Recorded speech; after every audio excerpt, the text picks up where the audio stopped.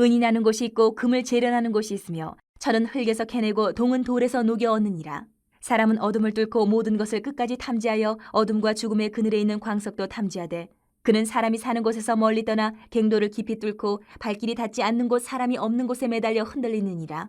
음식은 땅으로부터 나오나 그 밑은 불처럼 변하였도다. 그 돌에는 청옥이 있고 사금도 있으며 그 길은 솔개도 알지 못하고 매의 눈도 보지 못하며 용맹스러운 짐승도 밟지 못하였고 사나운 사자도 그리로 지나가지 못하였느니라.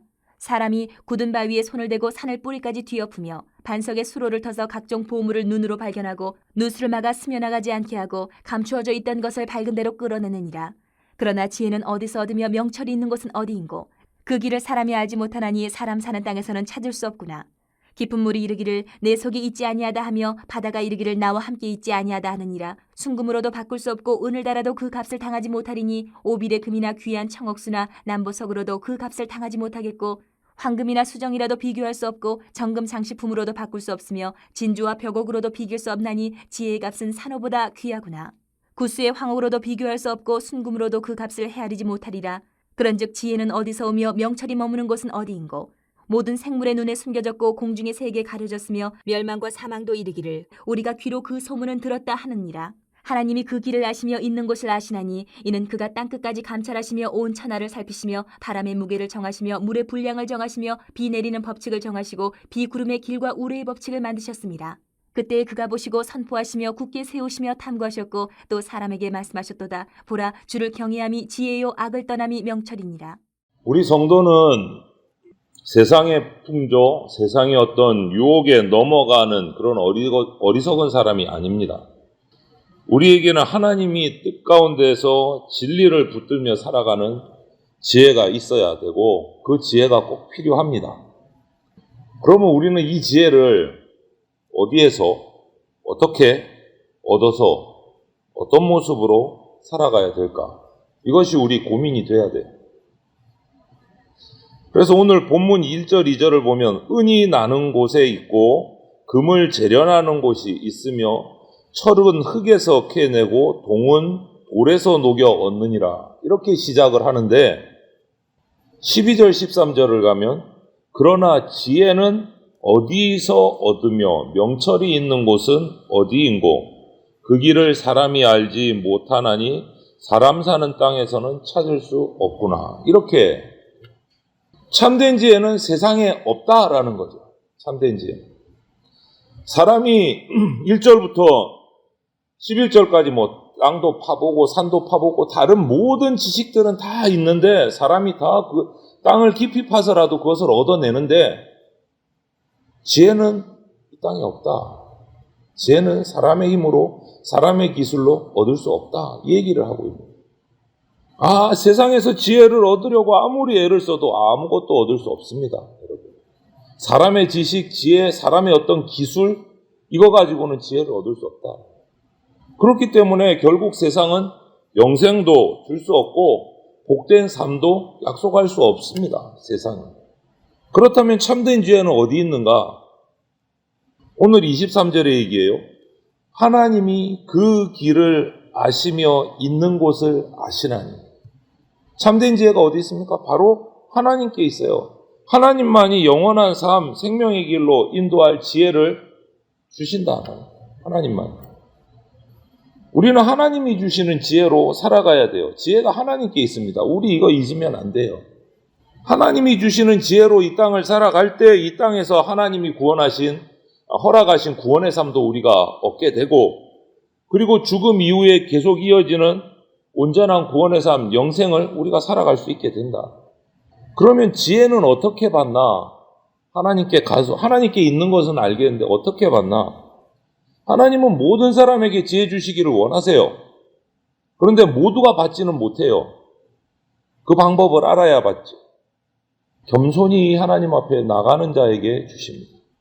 가치가 없어서 지혜가 그냥 싸구려라서 주시는 게 아니다라는 거예요. 정반대예요.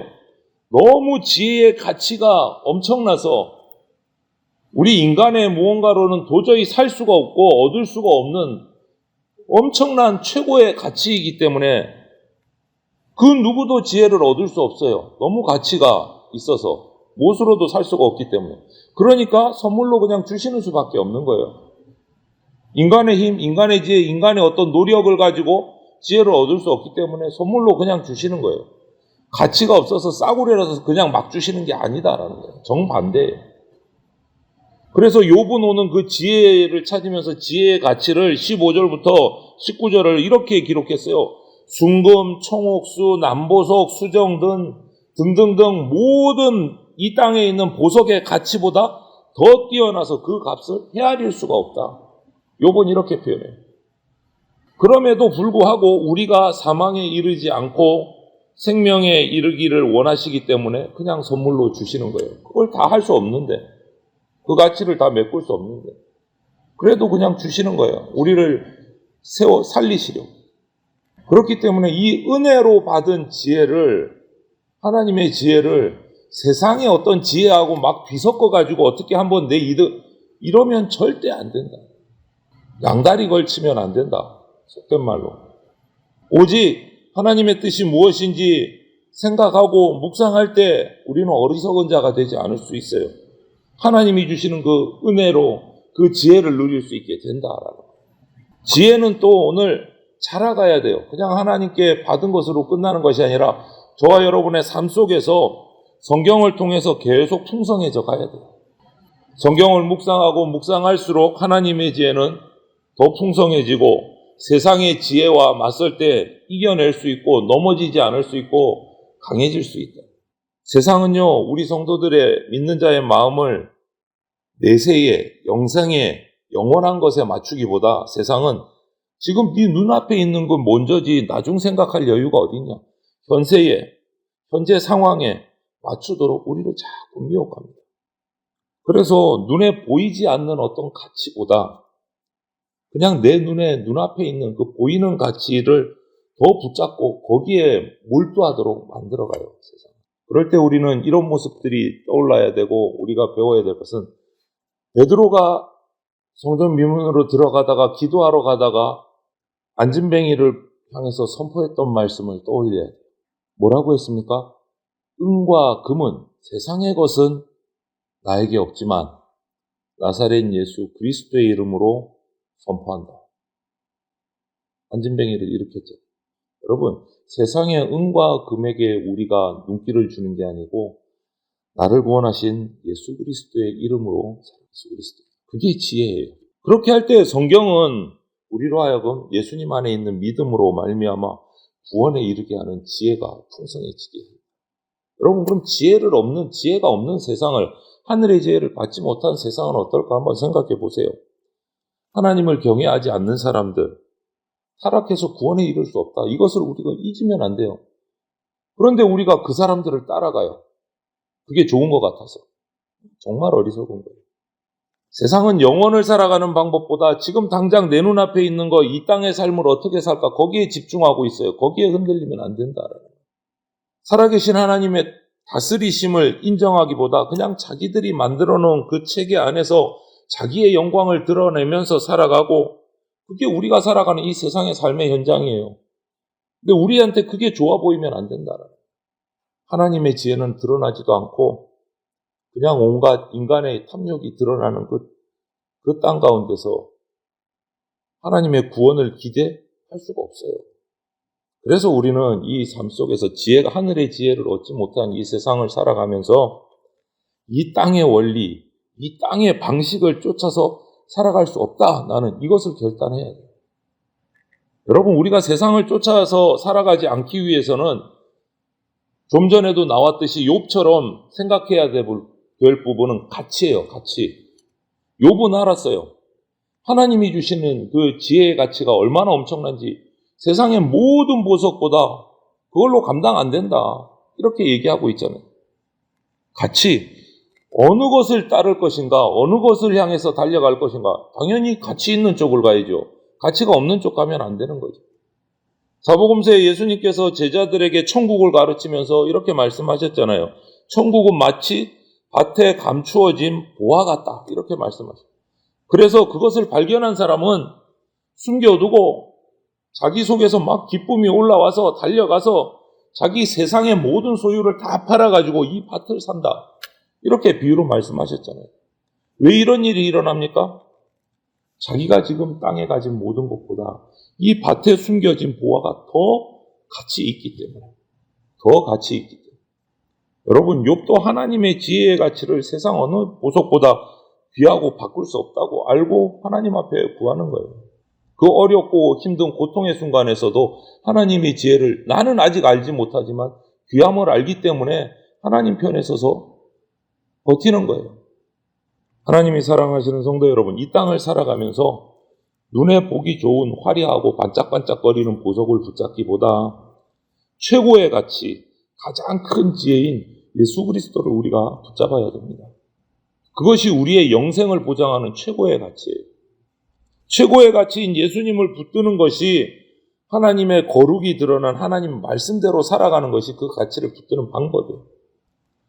우리는 하나님 말씀 앞에 엎드려서 그 말씀의 의미를 바르게 깨닫고 깨달은 말씀으로 이 땅을 살아가야 됩니다.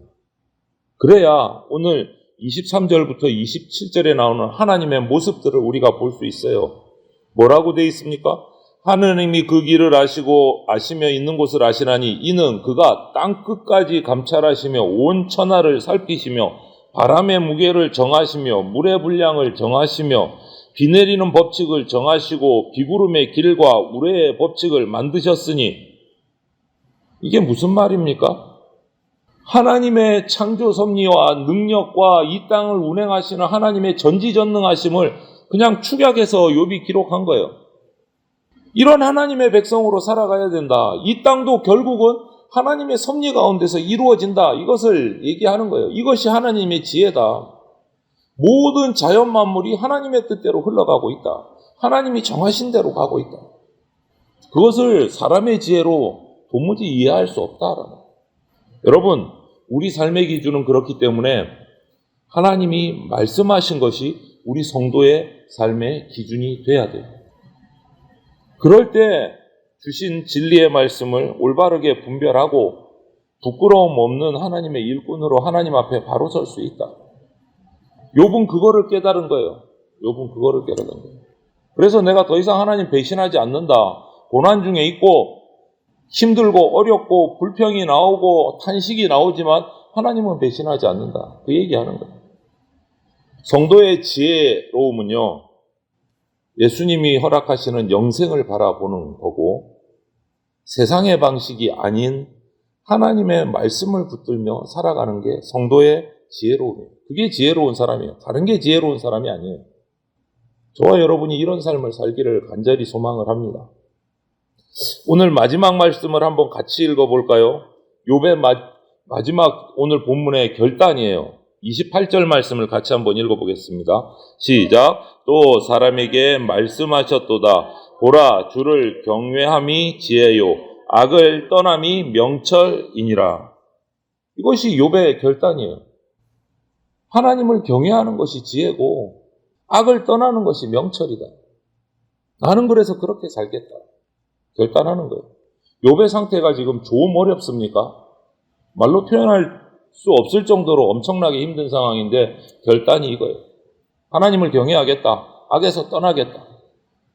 저와 여러분들은 하나님이 주신 이 성경 말씀을 통해서 우리의 지혜를 찾고 풍성하게 해갈 수 있습니다. 그래서 그렇게 될 때 우리가 이 땅에서 삶도 하나님이 주시는 그 지혜를 가지고 더 풍성하게 승리하는 그런 삶을 살 수 있게 됩니다.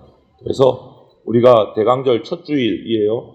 이제 4주 동안 예수님의 오심을 우리가 기대하면서 예배하고 살아갈 텐데 예수님이 주시는 그 지혜를 사모하면서 말씀의 기준 삼아서 우리가 복된 삶을 우리가 이 땅 가운데서 흔들림 없이 살아가는 하늘의 백성이 다 되시기를 축원합니다. 아멘.